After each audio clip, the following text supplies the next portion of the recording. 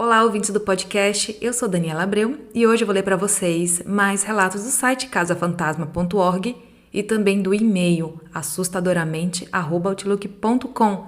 E lembrando a vocês que todas as quartas, às 10 horas da manhã, tem relato novo, então ative a notificação para você não perder. Siga o Instagram, assustadoramente@outlook.com e envie o seu relato. E se você quiser e puder, ajude o podcast no Apoia-se. Você pode contribuir a partir de R$5. Completamente acordada. A minha irmã e eu estávamos na nossa rotina matinal, lá pelas 4 horas da manhã. Depois que ela tirou a carta de motorista, levávamos o nosso pai para o trabalho todo dia de manhã. E nós tínhamos de acordar muito cedo para isso. E todo dia pegávamos a mesma rota. Em um certo dia, depois de deixar nosso pai no trabalho, encontramos algo aterrorizador e inesquecível. Era primavera e o tempo estava bom para variar. E a estrada estava limpa. A minha irmã estava dirigindo e eu estava tentando ficar acordada, ouvindo ela falar sobre o que ela tinha feito no dia anterior. Normalmente conversávamos uma com a outra para evitar que cochilássemos. Quando estávamos a quase 1 quilômetro da nossa cidade, eu notei algo estranho mais à frente. Era uma pessoa que estava andando na beira da estrada, na faixa branca. Como todos sabemos, você não deve andar nessa faixa branca porque ela fica muito perto do tráfego.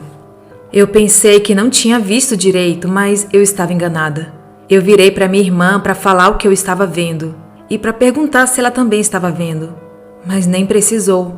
A expressão que ela fez quando viu a minha cara pálida e assustada e depois, quando olhou para fora, pela minha janela, foi o suficiente para saber que ela também tinha visto o mesmo que eu. Ela pisou fundo no acelerador e ficamos quietas o resto da viagem, até chegar em casa e estar na segurança do nosso quarto.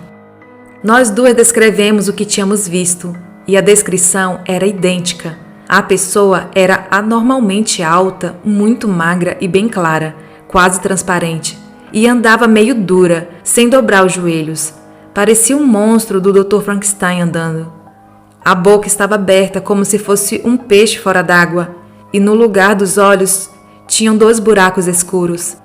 E as mãos eram completamente deformadas.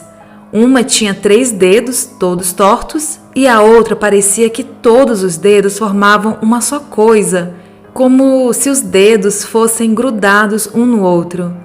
A minha irmã falou que depois que acelerou, olhou no espelho retrovisor e aquela coisa não estava mais lá, o que era bem estranho, já que tínhamos acabado de passar por lá.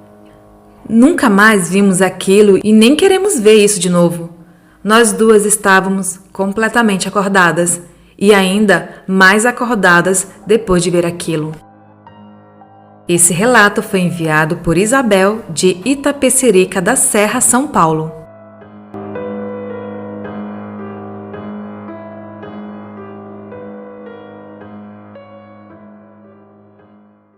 Dois espíritos que ainda assombram aquela casa.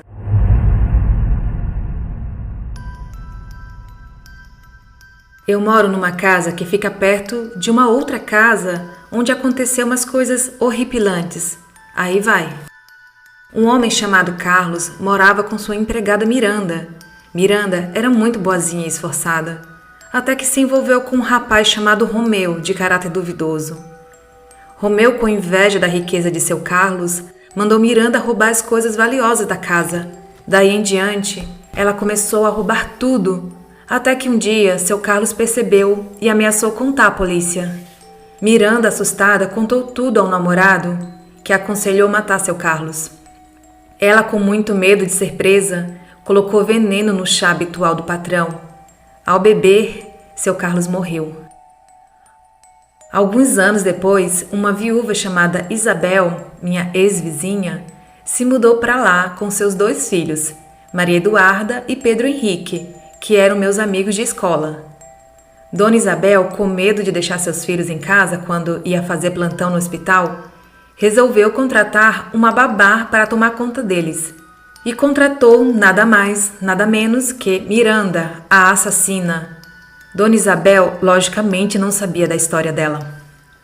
Ao passar dos dias, Pedro Henrique e Maria Eduarda sentiam acontecer coisas estranhas na casa. Na escola, eles me juravam ver um homem negro sentado na cadeira tomando chá. Miranda, já viciada em roubo, furtava as coisas da casa. Em um certo dia, Eduarda pediu que Miranda servisse um chá a ela. E quando ela foi tomar, o chá caiu de sua mão como se alguém tivesse jogado da mão dela. Alguns dizem que foi seu Carlos. Irritados, Pedro Henrique e Maria Eduarda foram se trocar para ir para a escola. Quando Miranda juntava os cacos da xícara espatifada no chão, ao se virar, ela deu de cara com seu Carlos.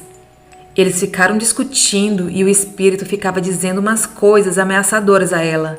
Mas antes que ele pudesse fazer alguma coisa a ela, Miranda pegou uma faca que estava em cima da mesa e se matou. Quando Maria Eduarda, Pedro Henrique e Dona Isabel chegaram, já era tarde demais. Depois disso, eles se mudaram para bem longe daquela casa. Quando isso aconteceu, eu tinha uns 12 anos. Agora eu tenho 45. Nunca mais vi Pedro, Maria e Dona Isabel. Alguns dizem que o espírito do Sr. Carlos foi liberado após a morte de Miranda. Mas outros dizem que os dois ainda vagam naquela casa, como eu já vi várias vezes. Esse relato foi enviado por Toninho.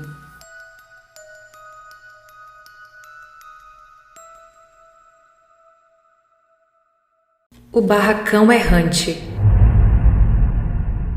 Quando minha avó era menina, os adultos costumavam contar a história de um barracão que aparecia do nada nos matagais, na beira da estrada e descampados. Desse barracão se ouvia uma voz que chamava os incautos pelo nome. Há os que diziam ser uma velha rezando. Também já vi casos em que era uma jovem mulher a cantar.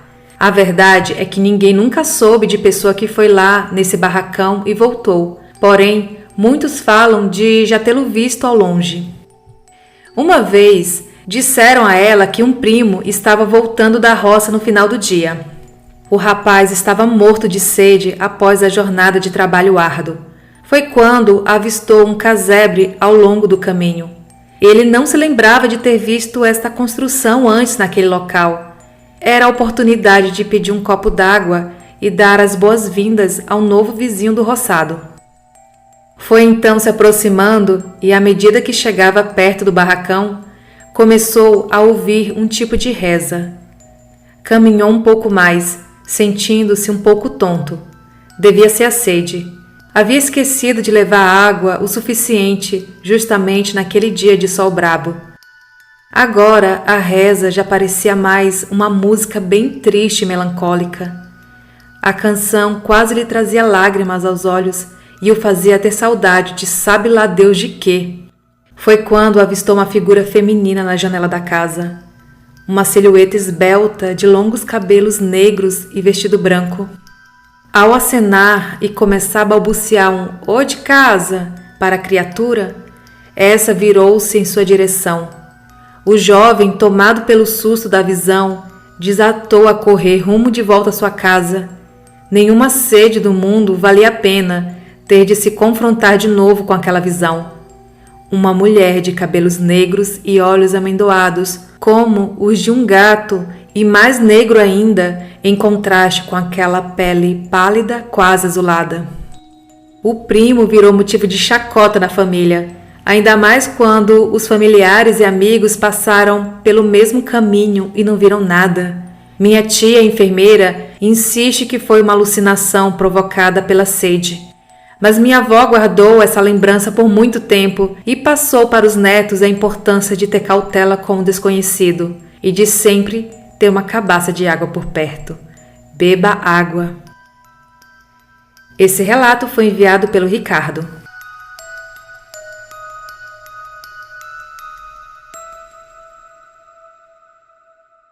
Coisas na noite. Imagine isso. Você tem 16 anos, é jovem e estúpida. Você decidiu ir a uma festa, mas vai embora cedo porque tem que tomar conta do seu irmão mais novo. E no caminho para casa, você vê uma figura alta e esguia, em pé no meio da rua escura. tudo que você vê é a sua silhueta. E tudo que você consegue perceber é que essa pessoa, entre aspas, ou coisa, tem mais de 2,5 metros de altura. Tem as pernas bem longas, assim como os braços. Você chega um pouco mais perto para tentar ver o que é. Lembrem-se, jovem e estúpida. Então a coisa solta um grito estridente e sai correndo a uma velocidade impressionante, deixando você para trás, curiosa e completamente assustada. Bem, foi isso que aconteceu comigo há 8 anos. Eu não estava sob a influência de nada. Me ofereceram uma cerveja na festa, mas eu recusei.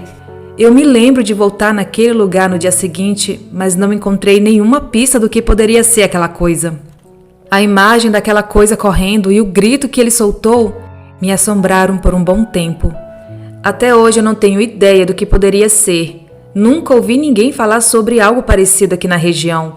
Mas eu não estou mais assustada com ele. Às vezes eu fico surpresa por ter ficado assustada, pois eu era bem corajosa e não me recordo de ter medo de qualquer outra coisa. Eu espero que vocês tenham gostado da minha história. Esse relato foi enviado pela Drica, de Sarapuí, São Paulo.